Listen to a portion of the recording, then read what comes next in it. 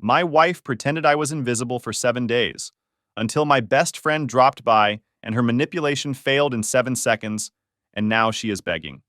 Hey Reddit, long-time lurker, first-time poster. Using a throwaway for obvious reasons, but I need to get this off my chest. This might be long, so buckle up. I'm Mike, 34 million, network engineer making around $115,000 a year. Not Jeff Bezos money, but I was comfortable before I met Jessica, 31F. We met 4 years ago at my buddy Dave's BBQ. She worked as a social media consultant, making maybe $30,000 on a good year, but looked like she stepped out of a magazine. Way out of my league, or so I thought. Growing up, my parents taught me to save, to live within my means. Before Jessica, I had a decent apartment, a reliable Honda, and solid savings. Life was simple but good. After 8 months of dating, we got married in a ceremony that cost me nearly $35,000. Her parents contributed exactly $0, despite promising to help. Red flag number one that I completely ignored. I cleared out most of my savings for her dream wedding, while she kept adding must-haves to the list. The $5,000 dress, exotic flowers that died next day, the works. Red flag number two came during our Maui honeymoon when Jessica maxed out 2 of my credit cards on shopping and spa treatments. We're married now, she shrugged when I expressed concern. What's yours is mine. Funny how that principle never worked in reverse. 3 years later, our lifestyle had completely transformed to accommodate Jessica's expectations. We moved from my comfortable apartment to a house in an upscale neighborhood that stretched my budget to the breaking point. She drove a leased BMW X5 while I kept my Honda.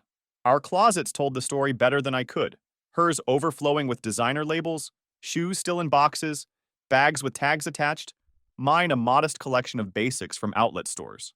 The story I'm about to tell started last Tuesday after dinner. Nothing special about the meal, just pasta I'd picked up after a 12-hour shift dealing with a server crash. We're eating, everything seems fine, then out of nowhere Jessica gets up, puts her plate in the sink, and slams the bedroom door shut. And that was it. The beginning of 7 days of complete and utter silence. This wasn't the "I'm mad but I'll get over it" kind of silence. This was psychological warfare. Every good morning met with her turning her back. Every question answered with nothing but footsteps walking away. I checked her social media, still posting happy selfies with captions about living my best life. Called her friend Tiffany, who said Jessica seemed fine. Even reached out to her mom, who just said, "You know how she gets sometimes," with this knowing tone that made my blood boil. That's when it hit me. This wasn't about communication. This was about control. She wanted me to squirm, to rack my brain trying to figure out what I'd done wrong this time. Was it because I worked late? Or maybe I didn't compliment the new $400 throw pillows she bought without consulting me. With her, it could literally be anything. The worst part? This wasn't the first time. About every 2 months, Jessica would find some perceived slight, some reason to punish me with silence. The episodes usually lasted 2 to 3 days, ending only when I figured out what I'd done wrong, apologized profusely, and usually bought her something expensive as a peace offering. But 7 days? This was a new record. By day 3, I was done trying. The constant rejection was humiliating. I started living like I was alone, cooked my own meals, slept in the guest bedroom, way more comfortable than I remembered, and went about my business. The silence became like this third person in our house, growing bigger each day while my patience got thinner. One morning while getting ready for work, I caught Jessica watching me from the kitchen doorway. Our eyes met for a split second before she quickly looked away, but not before I caught something in her expression that made my blood boil. Satisfaction. She was enjoying this power play, testing how far she could push me. My buddy Dave texted to check if we were still on for our weekly gaming session. I hadn't told any friends about what was happening. Too embarrassing to admit my wife was treating me like I was invisible. Dave's always been a straight shooter. We've known each other since high school, and he never liked Jessica. "She's using you, man," he'd say. I always defended her, but deep down, I was starting to think he might be right. "Everything cool at home?" Dave texted. "How'd you know something was up?" I replied. "You've been online gaming until 2 a.m. every night this week. You only do that when you're avoiding something. Plus, Jessica hasn't posted any pics of you two together in days, just herself shopping." I ended up calling Dave and spilling everything. The silent treatment, the confusion, the hurt. "Dude," he said, "that's abuse.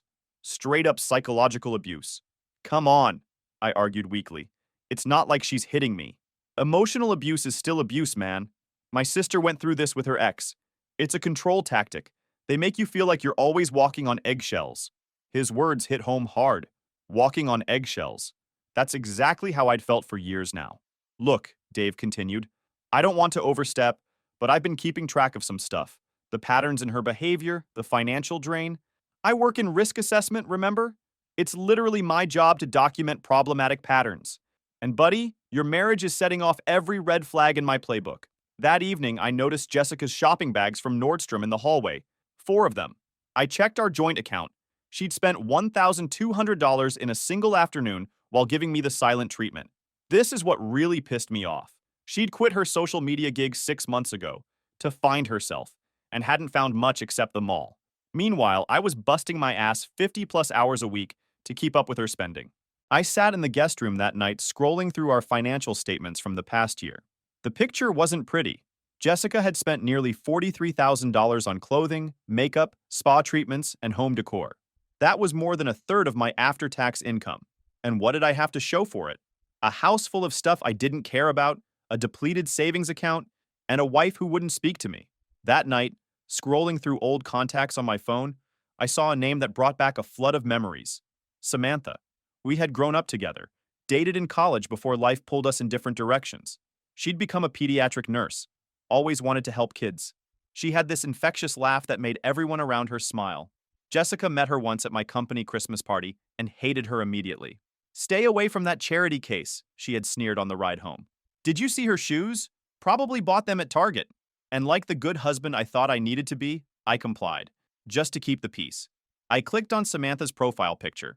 Nothing fancy, just her in scrubs with a kid in a hospital bed, both making goofy faces.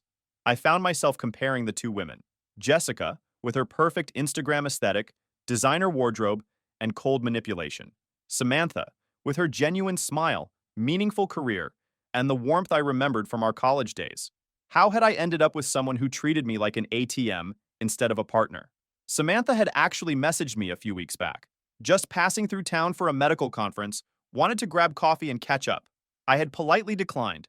Too busy with work, too worried about upsetting Jessica. But now, with day 6 of the silent treatment dragging on, something shifted inside me. That morning, I'd overheard Jessica on the phone with Tiffany, whispering but not quietly enough, "He's still trying to figure out what he did wrong." It's hilarious. I'll probably make him take me to Cancun to make up for it. Then giggling, about torturing me psychologically, about manipulating me into an expensive vacation. I stood there in the hallway, frozen, as everything suddenly became crystal clear. It was like a fog lifted. All those times I'd apologized without knowing what for. All those expensive makeup gifts. None of it was about me making mistakes. It was about Jessica creating situations where she could extract more from me. More money, more control, more power. During my lunch break, I called a lawyer. Just a consultation, I told myself. Just to know my options. Washington is an equitable distribution state, the lawyer explained. That means marital assets are divided fairly, but not necessarily equally. What about her spending habits? I asked. She's gone through tens of thousands on luxury items while I pay all the bills. Document everything, was his advice. Bank statements, credit card bills, text messages discussing finances. If you can prove systematic financial exploitation or waste, it strengthens your position significantly. I thanked him, paid the consultation fee, and decided to make a move. The message from Samantha was still sitting there in my inbox. I stared at my phone, 6 days of silence suffocating me. Before I could talk myself out of it, I typed, "Still in town for that conference? I'd love to catch up tomorrow night." The moment I hit send, I felt something I hadn't felt in months, maybe years. Control over my own life. If Jessica wanted silence, I'd give her something worth talking about. Samantha's response came almost immediately. "Mike! Yes, I'm here until Sunday. Thought you'd never ask. The Craftsman at 8? They have great mocktails." I smiled at my phone, a genuine smile that felt weird on my face after nearly a week of forced neutrality. I glanced toward the living room where Jessica sat scrolling through her phone, still pretending I was invisible, probably looking at more overpriced crap to buy with my money. "Perfect," I replied. "Looking forward to seeing you again." I called Dave to fill him in on my plans. "Just meeting for conversation," I clarified. "Nothing shady." "I didn't say anything," Dave replied, but I could hear the smile in his voice. "But listen, while you're out, I could swing by your place. Been meaning to drop off that gaming headset you wanted to borrow. Might be good to have someone document Jessica's reaction when you're not home for once." I hesitated, then agreed. Dave had a point. An objective witness to Jessica's behavior could be valuable. I gave him the code to our garage and told him about the guest house in the back where he could wait unnoticed. One more thing, Dave said before hanging up. Check your email. I sent you something you should see before tomorrow night. The email contained a folder with dozens of screenshots. Text conversations between Dave and Jessica that I'd never seen before. Messages where she complained about my pathetic salary. Conversations where she bragged about how easily she could manipulate me into buying her things. Even a few where she flirted with Dave, who had apparently played along just to see how far she'd go. Pretty far, it turned out. Been collecting these for a while, Dave's note read. Didn't want to hurt you, but you need to see who she really is. This isn't love, Mike. I went to bed that night with my mind racing but my resolve strengthening. Tomorrow would change everything. I woke up on day 7 feeling weirdly liberated. For the first time since this silent treatment began, I wasn't bothered by it. I showered longer than usual, shaved carefully, and put on that expensive cologne Jessica had said was too much, and then bought me some generic department store crap instead. As I buttoned up my nicest shirt in front of the mirror, I caught myself smiling. Tonight wasn't going to be about Jessica's childish games anymore. It was about reclaiming my dignity. I checked our bank account again. Another withdrawal. $350 at some spa. Must be nice to spend someone else's money while treating them like garbage. Before heading to work, I did something I should have done a long time ago. I transferred $25,000 from our joint savings into my personal account, just as a precaution. This represented about half of what was left after Jessica's shopping sprees and the ridiculous down payment she insisted we make on her BMW X5. The day at work was surprisingly productive. Without the constant anxiety about what mood Jessica would be in when I got home, I found myself focusing better, thinking more clearly.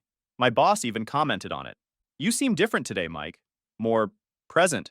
I just nodded and smiled. Personal fog lifting, I guess. Throughout the day, my phone kept buzzing with messages from Samantha. Each notification sent this rush of excitement through me.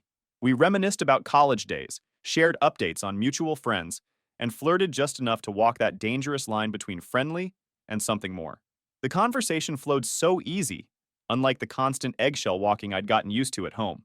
Remember that night at Silver Lake? She texted. How could I forget? Midnight swimming under a full moon, her silhouette against the water, the way she kissed me on the dock afterwards. That was 10 years ago, before responsibilities and mortgage payments. Before I met Jessica. Midday, I got a text from Dave. All set for tonight. Garage code works, won't make a sound. I also received some unexpected news from my boss. The Seattle position I'd applied for months ago, a significant promotion with stock options and a $30,000 salary bump, was mine if I wanted it. Jessica had been adamantly against it when I first mentioned it. Seattle is so dreary, she'd complained. And that's barely any more money for a lot more work. What she didn't know was that the position came with stock options that were about to vest. The company was doing well, and conservative estimates put the value around $200,000. I'd kept this detail from Jessica, something in my gut telling me to keep this card close to my chest. I'll have my answer for you tomorrow, I told my boss, who seemed pleased. When I got home that evening, Jessica was in the kitchen making dinner just for herself, obviously. I watched her for a moment from the doorway. The determined way she ignored my presence was almost theatrical at this point. 7 full days now. A whole week of punishment for a crime I still had no clue about committing. I walked past her to the bedroom to change clothes for my evening out. As I picked out a jacket, I heard her footsteps pause outside the door. She was watching, curious about my unexpected preparations. Typically by now, I would have been on my knees begging for forgiveness, desperate to end the silent treatment. But not today. My phone chimed with another message from Samantha. I deliberately left it unlocked on the bed while I finished getting ready, knowing Jessica could see the screen from where she stood. Samantha had sent a selfie from the restaurant. She looked stunning in a simple black dress, nothing flashy or designer, but she wore it with a confidence that Jessica's expensive outfits never achieved. The text read, "Got here early to snag us a good spot. Can't wait to see you. Like old times." When I turned around, Jessica was standing in the doorway, arms crossed tightly over her chest, wearing the $600 loungewear set she'd bought last month, because it was on sale. I could see all the questions in her eyes, the tension in her jaw, but still not a single word. The silent treatment remained her weapon of choice. "Don't wait up," I said casually, walking past her with a confidence I hadn't felt in forever. The scent of my cologne lingered in the air between us. I caught a glimpse of her expression in the hallway mirror, confusion mixed with the first hints of worry. When I arrived at the Craftsman, Samantha was already there, holding court at a corner table. Her face lit up when she saw me, and she stood to embrace me, lingering just long enough to remind me of what we once shared. "You look amazing," I said truthfully. "You don't look so bad yourself," she replied, eyes taking me in appreciatively. "Though I'm surprised you actually showed up. Didn't think you had it in you anymore. Last time I saw you, you seemed, I don't know, beaten down." The slight challenge in her voice wasn't lost on me. The man she knew in college would never have tolerated being treated the way Jessica had been treating me. Somewhere along the way, I'd lost myself trying to keep an impossible peace. "People change," I said, taking a seat across from her. "Then sometimes they change back." For the next 2 hours, we talked about everything and nothing. Samantha told me about her work with sick kids, her small but cozy apartment, her plans to maybe open a wellness clinic someday. Not once did she mention designer brands or complain about not having enough stuff. It was refreshing to talk to someone who actually contributed something to the world instead of just taking. "So what's the real story with you and Jessica?" Samantha finally asked. "Your social media shows this perfect couple, but something's off. I can see it in your eyes." I hesitated, then found myself telling her everything. The silent treatments, the financial drain, the constant feeling that I was never quite good enough. "Mike," Samantha said gently, reaching across the table to touch my hand. "That's not a marriage. That's captivity." My phone buzzed repeatedly in my pocket. I checked it to find 5 messages from Jessica, the first communication in a week. "Where are you? Who are you with? Why aren't you answering? I need you to take me shopping tomorrow for new boots." "Hello?" The entitlement in that 4th message almost made me laugh out loud. Classic. Break the silence not with an apology, but with a demand for more spending. I put the phone back in my pocket without responding. Then I did something impulsive. I took a selfie with Samantha, both of us smiling, my arm around her shoulder, her face close to mine. I posted it to my Instagram with the caption, "Reconnecting with old friends makes you realize what you've been missing." Jessica followed my Instagram religiously. "Everything okay?" Samantha asked, noticing my expression. I smiled, feeling more certain than ever about my next move. "Better than okay, but I think it's time we take this conversation somewhere else." She raised an eyebrow. "Your place?" I nodded. "Exactly. My place. There's someone I think you should meet." Samantha hesitated. "Mike, if you're thinking what I think you're thinking, I'm not interested in being part of some revenge scheme against your wife." "It's not like that," I assured her. I need a witness. Someone who can see what I've been dealing with. Someone who knew me before, who can remind me that I'm not crazy for feeling the way I do." She studied my face for a moment, then nodded slowly. "Okay, but promise me this isn't about trying to make her jealous or hurt her. This is about you gaining clarity." "Promise," I said, and meant it. As we pulled into the driveway, I noticed all the lights were on in the house. Jessica's shadow moved behind the living room curtains. I checked my phone. 15 missed calls and 27 text messages in the past hour. The silent treatment was clearly over on her end, though I hadn't responded to a single message. "Ready for this?" Samantha asked, her expression a mixture of concern and excitement. "More than ready," I replied, turning off the engine. When we walked through the front door, Jessica was standing in the hallway, arms crossed tightly over her chest. The look of shock on her face when she saw Samantha beside me was absolutely priceless. Her eyes widened, lips parted, body frozen in disbelief. "Look who I ran into," I said casually, helping Samantha out of her coat. "You remember Samantha from the company Christmas party, right? The nurse with the Target shoes?" Samantha raised an eyebrow at this, but said nothing. The clock on the wall ticked loudly in the silence. 1 minute, 2 minutes. Jessica's eyes darted between us, calculations visibly running through her mind as she tried to process this unexpected development. 3 minutes of strained silence. Samantha smiled warmly, seemingly unaffected by the tension. "Your home is beautiful, though it seems a bit materialistic. So many brand new things." She moved toward the living room, heels clicking confidently on the hardwood floor. "Oh, is this the new Restoration Hardware collection?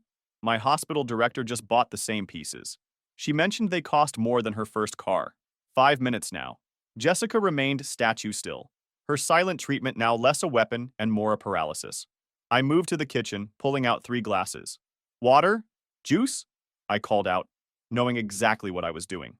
"Water, please," Samantha answered, examining the bookshelves now. "Oh, wow. All these books look brand new. Do you actually read, Jessica?" Mike always loved discussing literature. 6 minutes. Jessica followed me into the kitchen, her movements stiff. I could feel her eyes boring into my back as I filled glasses with filtered water. When I turned around, the fury in her expression was unmistakable, but still not a word. Samantha appeared in the doorway, leaning against the frame with easy confidence. You know, I was just telling Mike about the Children's Hospital fundraiser next month. We're trying to raise money for kids with cancer. I noticed your designer handbag collection in the hallway. One of those bags could probably fund a child's entire treatment. And that was it. 6 minutes and 43 seconds to be exact. What is she doing in our house? Jessica's voice erupted, breaking her self-imposed silence with a volcanic force that made the water glasses vibrate. I handed Samantha a glass before answering. Found your voice rather quickly, didn't you? It's amazing what 7 days of silence can do for the vocal cords. Jessica's face flushed crimson. You brought her here? To our home? I took a deliberate sip of water, maintaining eye contact over the rim of my glass. I thought you weren't speaking to me. In fact, I thought I'd become invisible this past week. Funny how that works. Samantha cleared her throat softly. Perhaps I should give you two some privacy. No, I said firmly, without looking away from Jessica. Samantha is my guest. She's welcome here. Jessica's eyes narrowed dangerously. You know exactly what you're doing. Do I? I countered, setting my glass down. Because for 7 days I've had no idea what I supposedly did wrong. 7 days of being punished for a crime I wasn't even informed of. So enlighten me. What exactly am I doing wrong now? The kitchen fell silent again. But this silence was different, charged with confrontation rather than avoidance. Jessica glanced at Samantha, then back at me, realization dawning in her eyes. She'd lost control of her carefully orchestrated power play, and she knew it. You did this deliberately? She whispered, voice trembling with anger. You brought her here to hurt me. Samantha sipped her water, watching the exchange with measured interest. The confident presence of another woman in our home, especially one Jessica had explicitly disrespected, had accomplished in 7 minutes what I couldn't achieve in 7 days, breaking through the wall of silence. I stepped closer to Jessica, lowering my voice. Hurt you. That's rich coming from someone who's been psychologically torturing me for a week while spending my money. Tell me, how does it feel to get a taste of your own medicine? You're a pathetic excuse for a husband, Jessica spat. I expect an apology for this humiliating display. That's when I played my trump card.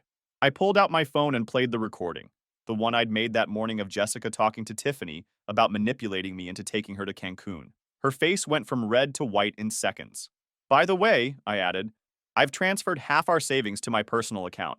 Consider it compensation for emotional distress. Oh, and I've spoken to a lawyer. Turns out psychological abuse and financial exploitation are things courts take pretty seriously these days. Jessica's composure crumbled completely. You can't divorce me, she stammered. You need me. Actually, Samantha interjected, from what I can see, he's been doing all the heavy lifting in this relationship. Financially, emotionally, probably in every other way too. Stay out of this, Nurse Ratched, Jessica snarled. But there was panic in her voice now. I smiled calmly. One more thing. I've accepted that promotion in Seattle. The one you said was beneath us because it wasn't enough of a salary bump. Turns out it comes with stock options that just vested, worth about $200,000. Jessica's eyes widened. I could practically see the dollar signs in them. But you're not coming with me, I continued. The house is underwater thanks to your insistence on refinancing to pay for your shopping habits. The cars are leased in my name. And that prenup you thought was standard? It has a clause about abandonment and psychological abuse. You can't prove anything, she whispered. Dave chose that exact moment to walk through the front door. I'd texted him while in the kitchen. Actually, he said, holding up a thumb drive, he can. I've been documenting Jessica's spending habits and emotional abuse patterns for the past year. Plus, I'm a witness to the silent treatment. I've been staying in your guest house all week with Mike's permission. Heard everything. Jessica looked between the three of us, her face a mask of shock and betrayal. You've been spying on me? In my own home? Our home, I corrected. The home I pay for while you treat me like a servant. And it's not spying when you're being so blatant about your manipulation. Just documentation. She switched tactics, her expression suddenly softening, tears welling in her eyes. Mike, baby, please, she said, her voice honey-sweet now. You're making a huge mistake. We can work this out. I love you. I've always loved you. I shook my head slowly. No, Jessica. You've never loved me. You loved what I could provide. There's a difference. That's not true, she cried, the tears falling now. I was just upset about your parents' visit last weekend. You were on your phone the whole time, ignoring everyone. I just needed you to understand how that made me feel. I laughed. I actually laughed out loud. That's what this was about? Your parents were here for 6 hours. I checked my work emails for maybe 20 minutes total, because we had a server emergency. And your response was to punish me with a week of silence. Jessica collapsed into a chair, the reality of her situation hitting her like a truck. Mike, please, she begged, her voice suddenly soft and vulnerable, a tone I'd only heard when she wanted something expensive. We can work this out. I'll change. I'll get a job. I'll go to therapy. Too little, too late, I said, feeling nothing but relief. You should pack your essentials tonight. You can stay with Tiffany while the lawyers sort things out. But I have nowhere to go, she cried, real tears now. Tiffany's apartment is tiny. All my friends have small places. I can't live like that. Should have thought about that before treating your husband like an ATM with a pulse, Samantha remarked. Jessica tried one last tactic, moving toward me with that seductive walk she used when she wanted to manipulate me. Baby, remember how good we are together? No one knows how to please you like I do. I stepped back. Actually, regarding that, thanks for faking it for 3 years. Samantha already explained that no woman actually makes those specific sounds unless she's putting on a performance. Eye-opening conversation. Jessica's jaw dropped. She looked between us, defeated and humiliated. You have 1 hour to pack, I said calmly. Dave will supervise to make sure you don't take anything that isn't explicitly yours. The joint credit cards have already been canceled. The next few weeks were a whirlwind. Jessica moved in with Tiffany, who kicked her out after just 10 days. She expected me to wait on her hand and foot. She bounced between friends' couches, each stay shorter than the last as her true nature revealed itself without my financial support to cushion her entitlement. I filed for divorce with all the documentation Dave had collected. The lawyer was impressed. Most people don't come this prepared, she said, reviewing the evidence of financial abuse and psychological manipulation. This will significantly streamline the process. Jessica hired and fired 3 different lawyers, each one giving her increasingly bad news about her prospects. The prenup held up, especially with the documentation of her financial waste and emotional abuse. In the end, she got less than 10% of what she demanded. The promotion in Seattle became my lifeline. I sold the house, at a loss, but I didn't care, donated most of the furniture Jessica had insisted on buying, and moved with just what could fit in my Honda. The new job was challenging but fulfilling, the kind of work I'd always wanted to do but had been talked out of pursuing by Jessica's constant demands for more income over job satisfaction. Samantha and I kept in touch. She was supportive throughout the divorce process, but careful to maintain appropriate boundaries. You need time to heal, she said wisely, to figure out who Mike really is without Jessica's influence. She was right. I spent 6 months focusing on myself, rediscovering old hobbies, making new friends, seeing a therapist to understand how I'd fallen into such a toxic relationship. I joined a hiking group, started playing guitar again, even took a woodworking class. Slowly, the man I used to be, the one with confidence and joy and self-respect, began to reemerge. Jessica's attempts to contact me grew increasingly desperate as her reality set in. First came the angry texts, "You'll regret this." Then the guilt trips, "I'm practically homeless because of you." And finally, the pathetic pleas, "I miss you so much. I've changed. Please give me another chance." The last I heard, she was working as a receptionist at a car dealership and sharing a 2-bedroom apartment with 2 other women. Her Instagram still showed her posing with luxury items, all borrowed or rented according to mutual friends. The facade was cracking, though. Former friends started commenting about the inconsistencies in her lavish lifestyle posts, while she complained privately about eating ramen for dinner. 8 months after moving to Seattle, I invited Samantha to visit for a weekend. She'd taken a position at Seattle Children's Hospital. A coincidence, she insisted, though I wondered. That weekend turned into regular visits, which eventually led to her relocating permanently. We're taking things slow, building a relationship based on mutual respect and genuine affection rather than manipulation and material expectations. For the first time in years, I'm with someone who values me for who I am, not what I can provide. Someone who speaks to me when she's upset instead of using silence as a weapon. Last week, Jessica called from an unknown number. I almost didn't answer, but something told me to hear what she had to say. "Mike, please," she sobbed. "I need help. My roommates are kicking me out. I've got nowhere to go. I can't afford anything in this city on my salary. Could you just maybe help with a security deposit on a new place? For old time's sake?" I let the silence hang for a moment, not as punishment, but to truly consider my response. "I'm sorry you're struggling, Jessica," I finally said, "but your housing situation isn't my responsibility anymore. But I can email you some links to financial assistance programs and affordable housing options," I offered. "But that's all I can do." The silence on her end was deafening. Then, in a small voice, "I really messed up, didn't I?" "Yes," I answered honestly. You did? After we hung up, Samantha asked who had called. When I told her, she just squeezed my hand. You're a good man, Mike. Better than most would be in your situation. Sometimes the best revenge isn't just walking away. It's reclaiming your life and finding happiness while the person who tried to destroy you watches from the sidelines, powerless to stop it. Jessica took 7 days of silence to break me down. It took me 7 minutes with Samantha to find the courage to break free. Edit. Holy crap, this blew up overnight. Thanks for all the awards and supportive comments. To answer some common questions. 1. Yes, the prenup was solid because my lawyer included specific clauses about financial waste and emotional abuse. 2. No, I don't feel bad about how things ended. 7 years of manipulation is enough. 3. For those asking if Samantha and I are official yet, yes, as of last month. And no, I haven't heard from Jessica since that last desperate phone call, and I'm perfectly fine with that.